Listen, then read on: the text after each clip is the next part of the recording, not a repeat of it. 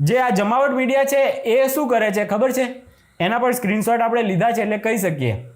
હમણાં કોઈ વિડીયો મૂક્યા હતા આ ગુજરાત ટુરિઝમના, એમાં વ્યૂ આવતા જ નથી, કોઈ જોવા તૈયાર જ નથી. આ લોકોના સડી ગયેલા આવા એપિસોડ કોઈ જોવા તૈયાર નથી.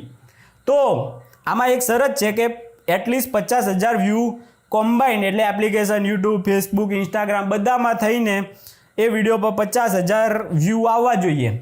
તો આ 50,000 વ્યૂ તો આવે નહીં. તો શું કરે આ લોકો? તો બુસ્ટિંગ કરે. ફેસબુક એવું એક ફીચર છે, એને પૈસા આપો કે ભાઈ 50,000 બતાવી દે ને ભાઈ, 50,000 અમારે આમાં શરત છે, એટલે 50,000 બતાવવા માટે એમાં બુસ્ટિંગ કરે.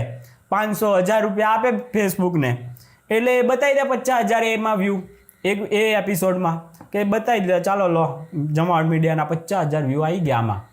આટલું જ ખાલી આ લોકોની શરતો હોય. આના રૂપિયા આ લોકો 12.5 લાખ રૂપિયા 10 એપિસોડ, અને બીજા 4 વિડીયો માટે 1.5 લાખ રૂપિયા એક પર વિડીયોના. એ તો 5 જ મિનિટનો વિડીયો છે, 1.5 લાખ રૂપિયા 5 મિનિટના વિડીયોના લઈ લીધા છે. બોલો.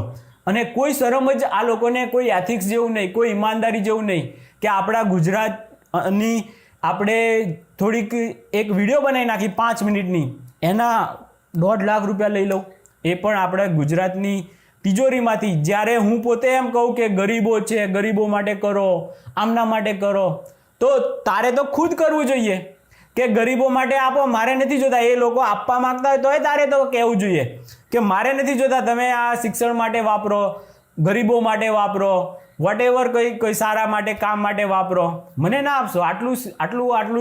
આટલી એમનામાં ટ્રાન્સપરન્સી હોય, ઈમાનદારી હોય, જરાક પણ બચી હોય, થોડી માનવતા હોય, થોડું ગુજરાત માટે થોડો સમર્પણ ભાવ હોય, તો આવું કહેવું જ જોઈએ.